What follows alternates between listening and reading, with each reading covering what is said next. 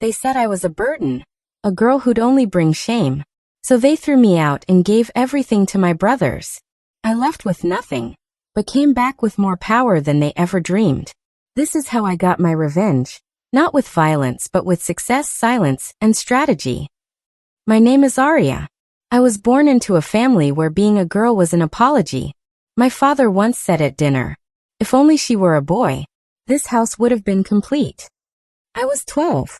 I remember my mother saying nothing, just pressing her lips together as if silence could erase me. But my brothers? They were kings. New phones every year. Tuition paid without question.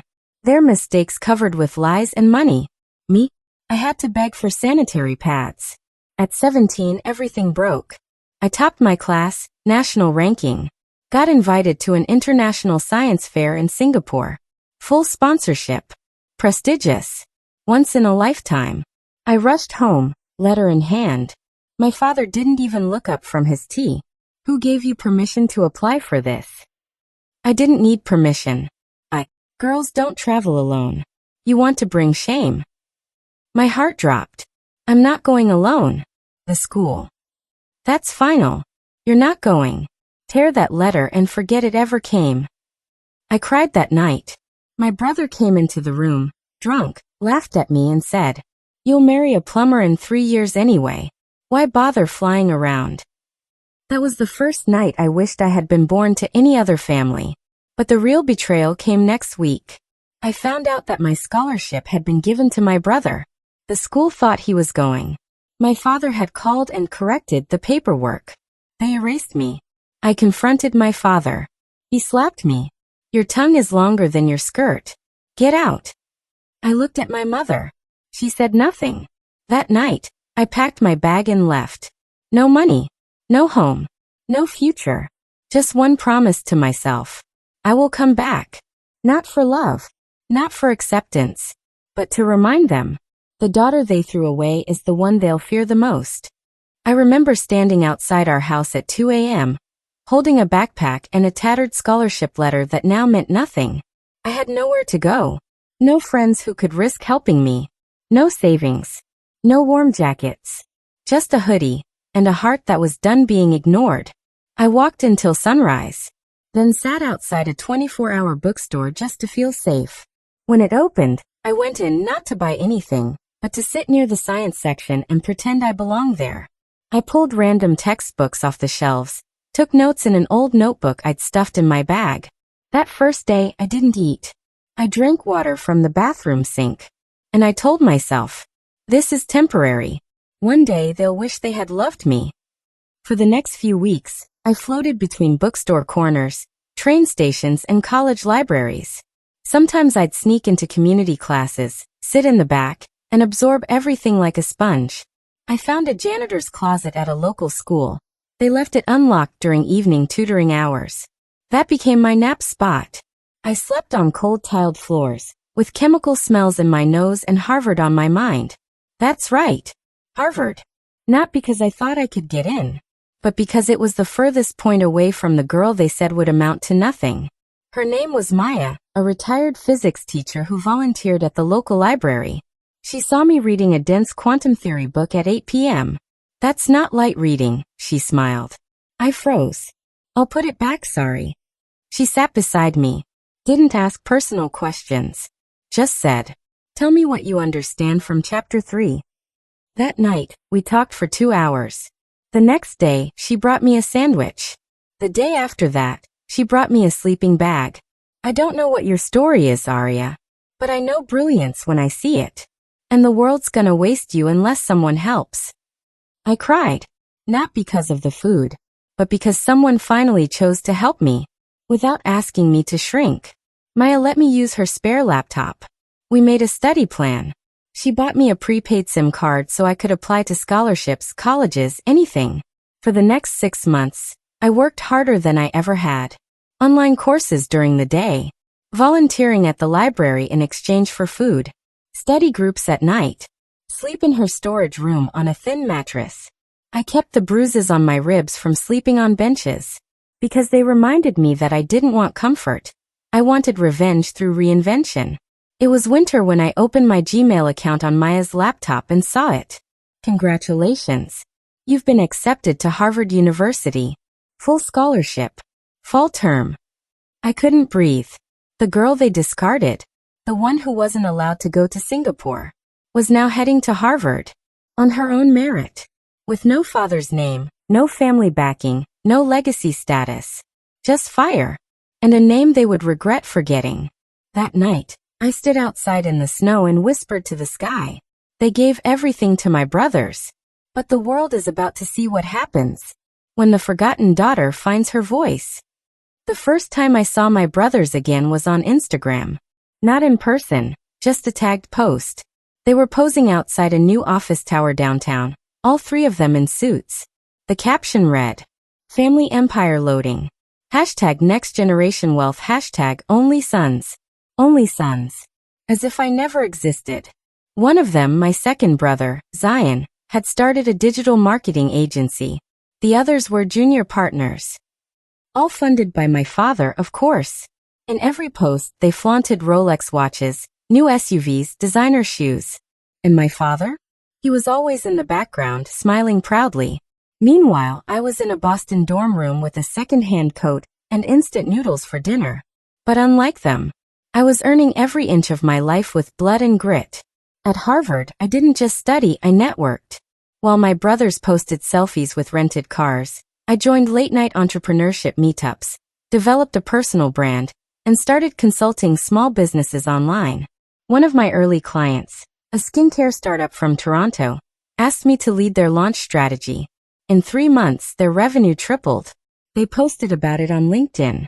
"Thanks to our anonymous strategist AS, this rebrand saved our business." That post exploded. Within weeks, 5 more clients approached me through referrals. I created a digital persona, Aria S. The ghost marketer. No photos. No background. Just results. And slowly, I started stealing the market share of businesses that once hired my brother's firm. They didn't know who was behind it. They just kept losing contracts. At home, my brothers still thought they were kings. They kept posting. One of them boasted, "Just bought my second apartment. Alhamdulillah." Another posted a video from a speaking event, yelling, "Support your boys. We're the future." They had no idea that half the attendees in that room followed my work anonymously. They were playing local. I was scaling global. And they were about to learn something very painful. You can't compete with a girl you tried to erase. Because while you brag, she builds in silence. At the end of my second year, I got invited to speak at a closed-door entrepreneurship roundtable. Guess who sponsored the event? A venture firm my brothers had been pitching to for months. They were supposed to attend too. But when the guest list was updated, and my name was on it, their invitation was delayed due to vetting. I didn't say anything, but I smiled, because the girl they exiled was now too valuable to sit beside them. 3 years after the night I was thrown out, I returned to the same city that once left me cold and homeless. This time not with a backpack, but with a designer blazer, a speaking slot, and a reputation built on silent fire. A major branding and innovation expo was being held downtown, hosted by the very firm that once denied me everything. I had been invited as a keynote speaker under my full name, Aria Suleiman. No initials. No ghost identity. No hiding. This time, they would see my face, and not recognize the warrior they created.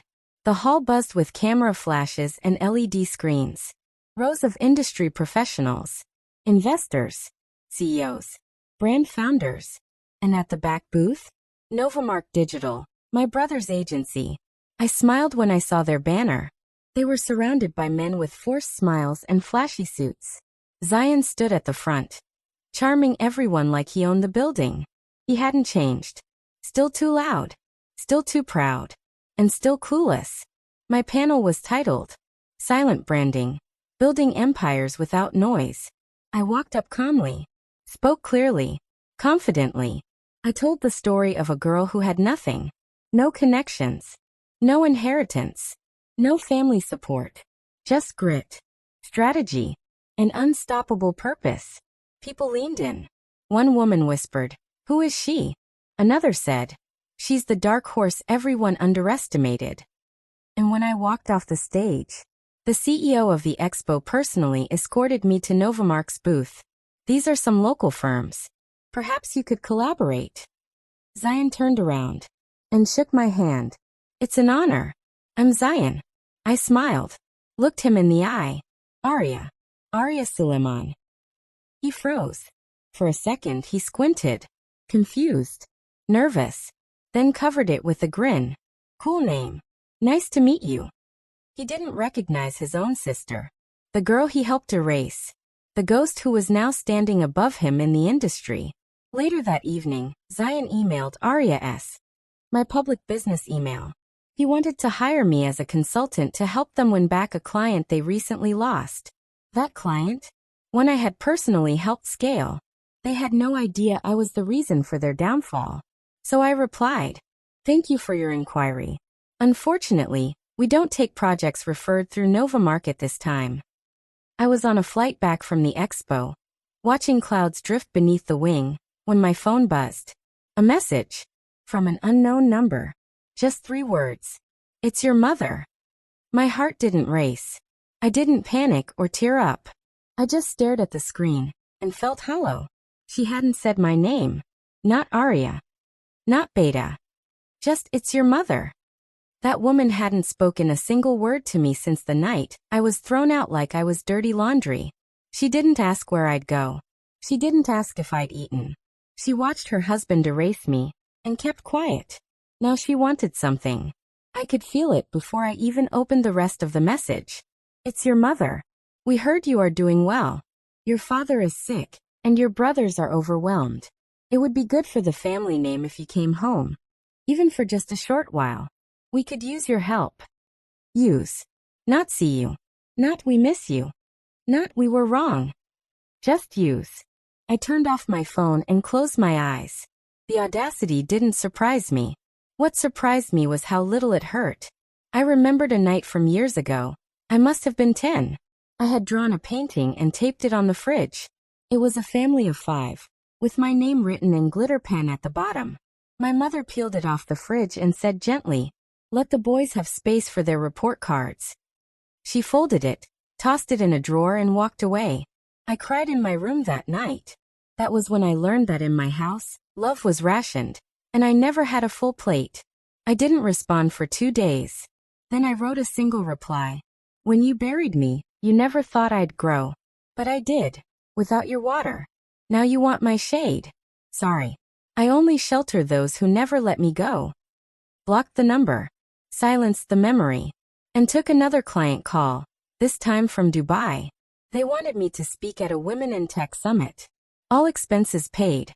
Global platform. Live streamed. And I said yes. Because while they were hoping I'd come home to save their name, I was building a name the world already knew. It happened on a Sunday. I was sitting at a rooftop cafe in Dubai after finishing a conference panel, sipping mint tea, my face still glowing from the applause, when my hotel's front desk called my room. "Ms. Aria, there's an urgent call for you. A family matter," they said. My stomach didn't twist. Not anymore. I took the call. And sure enough, it was Zion. He didn't even say hello. Baba collapsed. At the textile warehouse. Ambulance took him. They're asking about insurance. We don't have the funds for private care. Government hospitals said they're at capacity. I stayed quiet. He kept talking. Mom said to call you. You have connections now. Right. He could die. And he's asking for you. I don't know what part shocked me more. That he was asking for me. Or that they needed me now. Later that night, I sat by the hotel window. My reflection looked back at me. Flawless hair. Strong eyes. A silk blouse I bought with my own money. And beneath all that, the same daughter who was once told, girls don't belong in hospitals. They stay in kitchens. I didn't care for revenge through pain. But I also didn't believe in blind mercy. So I made a call. Not to my father. To the CEO of the Dubai medical startup I'd just signed a partnership with. I explained everything. She said, "We'll handle the hospital bill. Full VIP admission. But on one condition. Attach our logo to it. Publicly." I smiled. Perfect. 3 days later, my father was in a luxury hospital room, surrounded by machines his sons couldn't afford. The media covered it. Powerful branding strategist Aria funds father's medical care through Dubai Health Initiative. The news reached everyone, and for the first time in their lives, my brothers were in a room they couldn't walk into without lowering their eyes. I flew back quietly, no fanfare, walked into the hospital room where he lay in silence, oxygen tubes gently hissing. He looked weak, smaller than I remembered. His hands trembled when he saw me. I said nothing. He whispered, "So it's true. You became something." I nodded. He looked down at his lap. "I was wrong to treat you like nothing. But a man can't go back." I stepped closer. "No, he can't. But a woman can move forward. And that's all I've been doing." I turned and walked out. Outside, my brothers stood like statues. They didn't speak. And I didn't stop. Because forgiveness isn't always about letting people back in. Sometimes, it's just about walking past them and letting them feel the cold you once survived alone. 2 months after my father's hospitalization, I got a formal email with a desperate subject line. Urgent. Financial assistance requested. Novamark Digital. The sender? Zion. Professional tone, fake politeness, but I could read the panic behind every word. Due to recent economic downturns and unexpected client losses, Novamark Digital is in urgent need of capital. We believe, given your current status in the branding and investment world, you may be interested in a stake or advisory role in exchange for equity. I laughed. Out loud. The company they built by stealing my scholarship, by erasing my name, by mocking my worth, was now asking me to save them.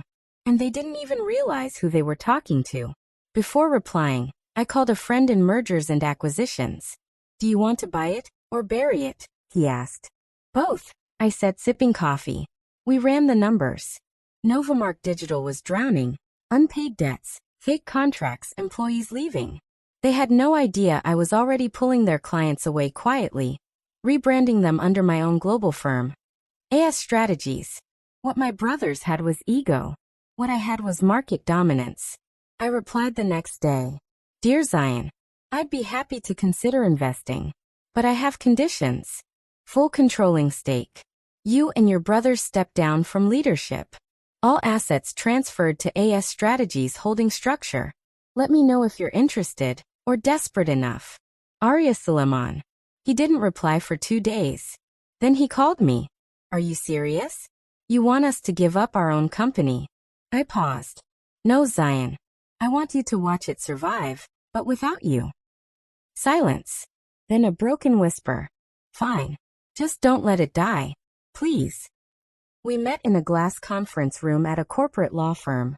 My brothers sat across from me, all in wrinkled suits, dark circles under their eyes.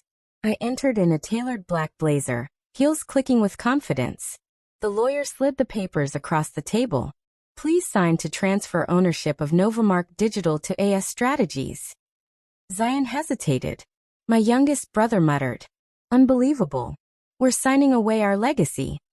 I leaned in, calm and cool. "No. You're signing it back to the one it belonged to from the start." Pen scratched. Papers flipped. And just like that, Novamark was mine. Before leaving, I handed them a letter on AS Strategies letterhead. To maintain the face of the company during the transition, all current founders are offered probationary roles. Unpaid internship positions under a 6-month observation. Zion stood up. "You're offering us internships? In our own company?" I smiled, grabbed my bag and stood too. "No, Zion. In my company. Yours died the day you betrayed your sister." 3 weeks after the acquisition, the Novamark office no longer looked like it belonged to my family. The outdated dark green walls were repainted white with copper accents. The dusty leather chairs were replaced with ergonomic designs. The framed portraits of my father and his sons? Gone. Replaced with a single black marble plaque on the entrance wall. AS Strategies. Excellence is earned. Everyone knew things had changed. But no one expected just how much. Especially my brothers.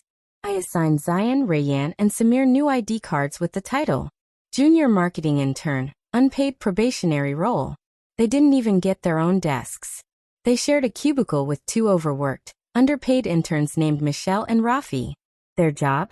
Cold outreach to minor clients, organizing sample boxes, taking meeting notes, and yes, fetching coffee. Their first official task was to attend my Monday morning leadership meeting. I walked in, placed my oat milk latte on the desk, and said casually, "Zion," I said, "warm, not boiling. I don't burn bridges. I burn expectations." The room chuckled. He said nothing. He looked like he wanted the ground to swallow him. I made no effort to humiliate them directly, but I let natural justice do its work. They had stolen my opportunities once. Now they were watching me lead the very empire they thought I'd never touch. In private, Michelle once asked me, "Why not fire them outright? Why keep them here?" I looked up from my laptop. Because being ignored is worse than being attacked. I want them to learn that you don't get forgiven just because time passed. You learn to carry the weight of what you've broken. Every mistake they made was corrected in front of people younger than them. Every pitch they submitted came back bleeding in red pen. They never once heard me raise my voice, because my silence now had more power than their screams once did. One Friday, the team had lunch catered, butter chicken, non-desserts. The interns were asked to serve the food. I watched from my glass office as Zion carried plates to the same staff who used to call him boss. I didn't smile. I didn't gloat.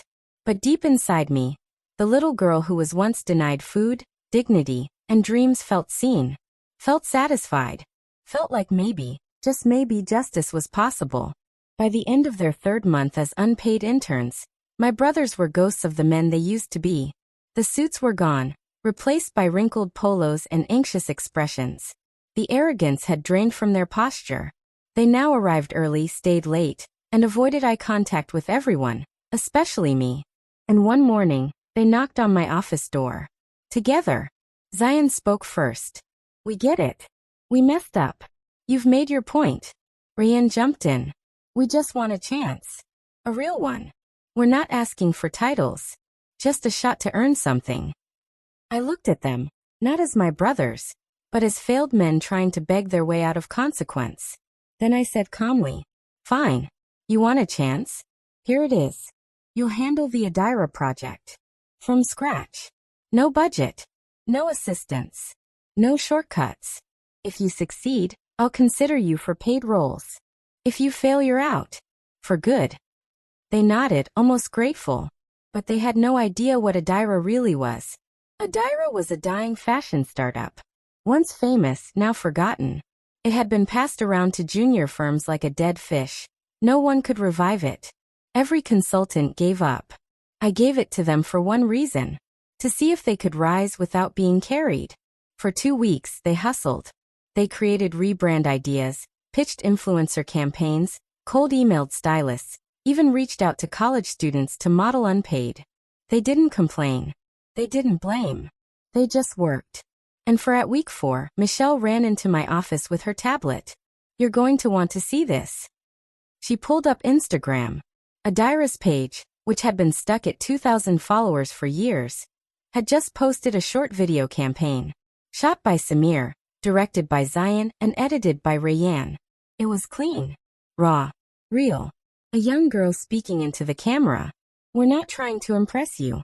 We're trying to dress us."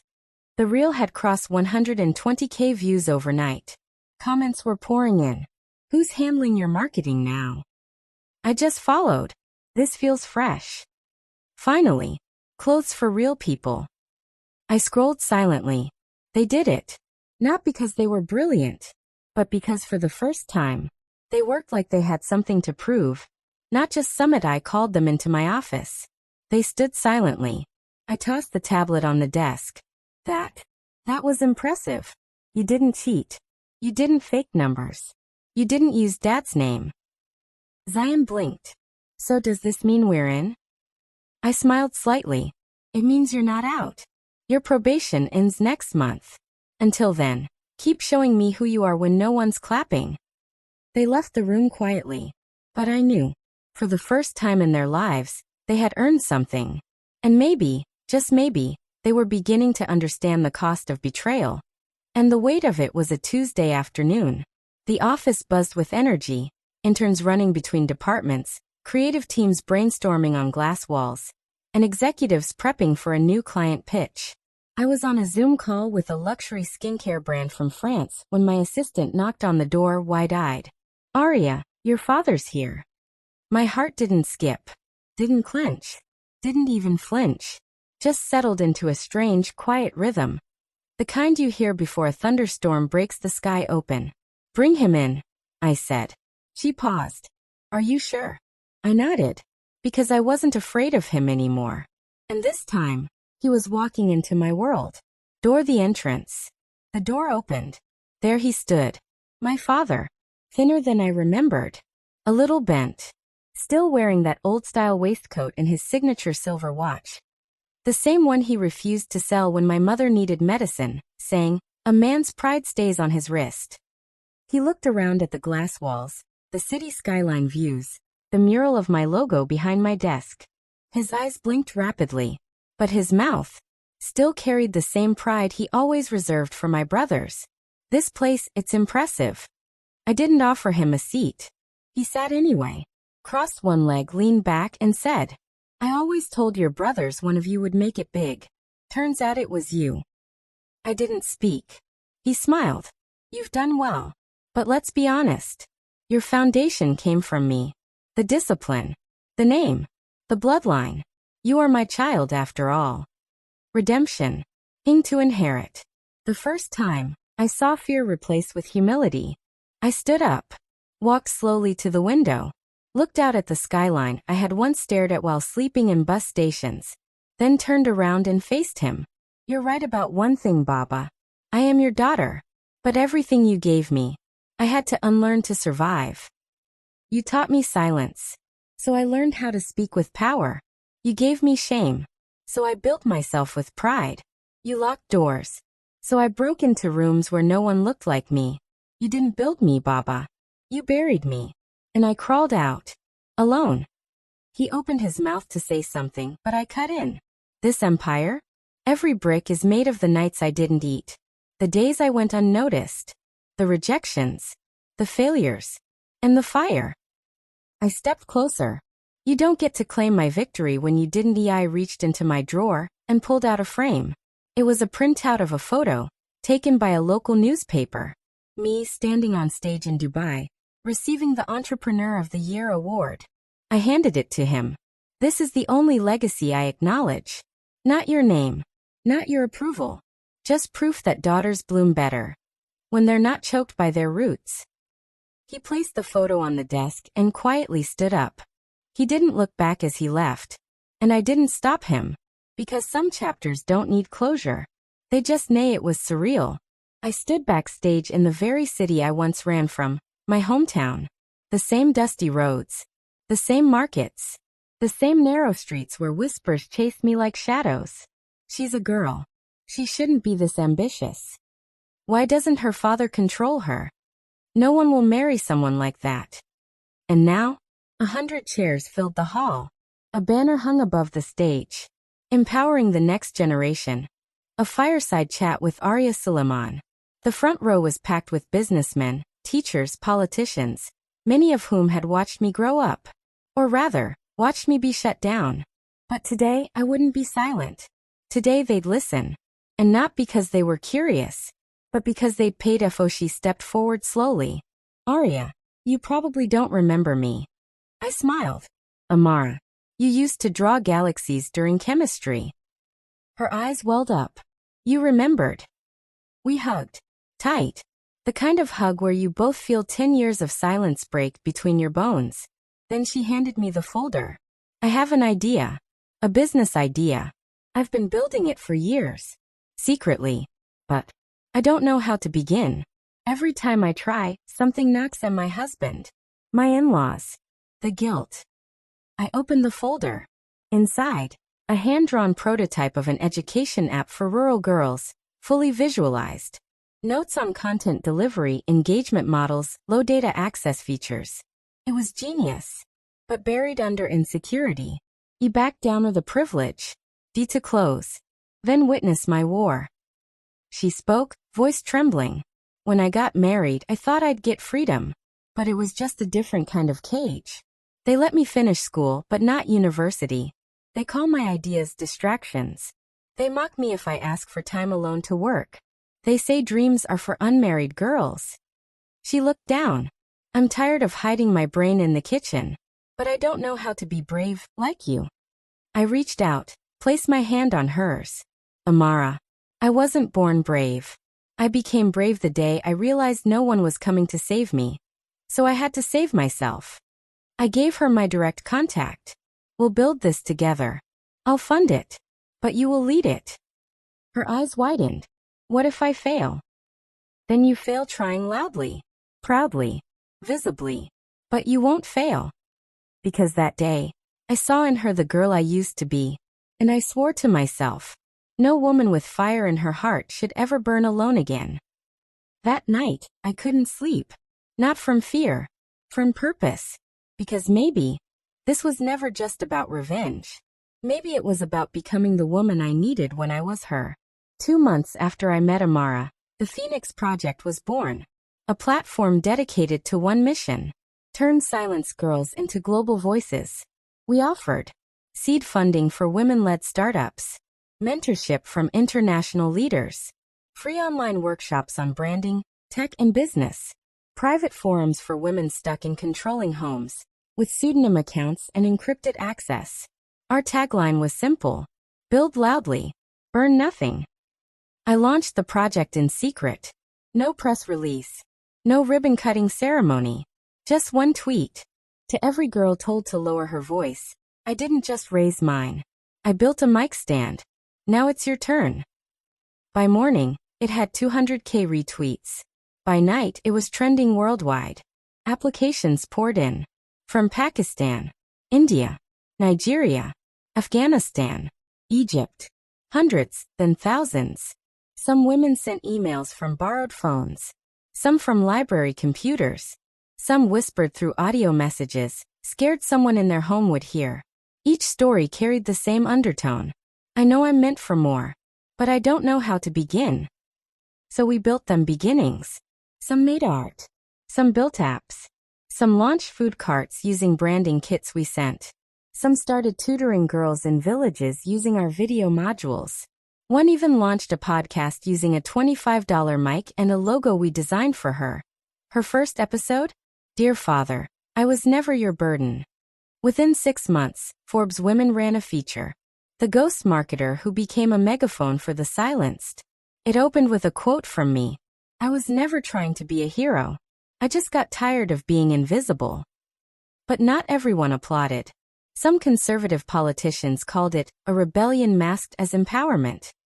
A few local clerics labeled it a threat to traditional values. One man tweeted, "Who even gave her permission to lead?" And someone replied underneath, "She did." I printed that tweet, framed it, hung it on my wall, right next to my Harvard degree. At our 1-year mark, we hit 10,000 active women-led initiatives worldwide. I gave a talk at the United Nations. But the real pride? Amara. She stood beside me, wearing a burgundy blazer, voice strong, launching her education app under the Phoenix Project banner. And I watched from backstage teary-eyed. Because she was once me, and now she was herself. It was a quiet Thursday evening. I had just wrapped a mentorship call with 3 girls from Nairobi when I saw the meeting request on my calendar. From Zion Suleiman, subject: one last talk. No attachments. No pitch decks. Just a 15-minute window. Private. Part of me wanted to delete it. But another part, the part that once cried behind a locked bedroom door while they laughed at dinner, whispered, "Let's hear what they sound like when they're not holding power." I clicked accept. They arrived before me. All 3 of them, Zion, Rayan, and Samir, standing quietly, no suits, no ties. Just button-downs. Wrinkled sleeves. Heavy eyes. I walked in. Sat across from them. Silence stretched. Then Zion began. We didn't come to ask for anything. We came to tell the truth. And to say something we never said before. Rayan swallowed hard. We were wrong. We weren't just cruel. We were cowards. Samir's voice cracked. We knew Dad favored us. We liked it. We used it. We pretended you were being dramatic. But we knew. And we let it happen. Zion leaned forward, hands clasped tight. Aria, you didn't just build something. You became something we can never be. Not because we're not smart, but because we never had to survive the way you did. You learned to fight. We learned to lean. He paused. Then with eyes shimmering, we are sorry. For every time we laughed when you cried. For every time we took what was yours and smiled doing it. And for never, ever saying this until now. Silence again. But this time, it was holy. Not awkward. Not forced. Just honest. I sat still. And for the first time in a long time, I didn't feel like a ghost in their presence. I felt like a storm that had passed, leaving behind sky. You're not forgiven because you apologized, I said quietly. You're forgiven because I've already healed. They looked at me confused. So I continued. Forgiveness was never for you. It was for me. To walk lighter. To love stronger. To build without carrying your shadows. I stood. You were my brothers. Then you were my bullies. Now, you're just men trying to be better. And that's enough as long as you keep going. I turned to leave. Zion whispered behind me. We'll never stop. And I believed him. Because sometimes the loudest apology is the one that comes without begging for a reset. Just a recognition. The hall was massive. Crystal chandeliers. Velvet seats. Press crews stationed at every corner. The Global Impact Awards, a once-in-a-lifetime event. And this year they were honoring me. The announcer's voice echoed through the ballroom. Please welcome, the founder of AS Strategies and the Phoenix Project. A woman who turned silence into power, rejection into revolution, and pain into purpose. Aria Suleiman. I walked onto that stage in a tailored black gown. Every step echoing with the weight of every no I had ever been handed. Every dismissal. Every door slammed in my face. Every time they told me, you're too much. You're too loud. You're too ambitious. And here I was, too loud for the world to ignore. I accepted the award. Held it in my hands like a memory turned solid. Then I looked out into the audience and froze. Front row. My mother. Wearing a beige shawl. Hands clasped tightly. Eyes filled with regret. Pride. Both. My brothers. Sitting beside her. Still. Silent. Watching. And behind them, Amara standing beaming. The girl who once whispered her ideas in fear. Now applauding me with a voice louder than thunder. I approached the mic. I once thought revenge was my fuel. That building something bigger than those who broke me was how I'd win. But now, I know better. Because success isn't just revenge. It's redemption. Not just for me, but for every girl who's still waiting to bloom. To those who doubted me, thank you. You gave me direction. To those who stood with me, I owe you everything. And to the girl I used to be, who cried on rooftops, who slept on benches, who doubted her worth, you made it. You didn't just survive. You became unforgettable. The crowd stood. Flashes went off. But none of that mattered. What mattered was the girl I once was, and the woman I now stood as. Because in the end, they didn't bury me. They planted me. And I bloomed so wide. The world had no choice but to look up. If this story moved you, don't forget to like, share, and follow. Because someone out there needs to hear. You weren't too much. You were just ahead of your time.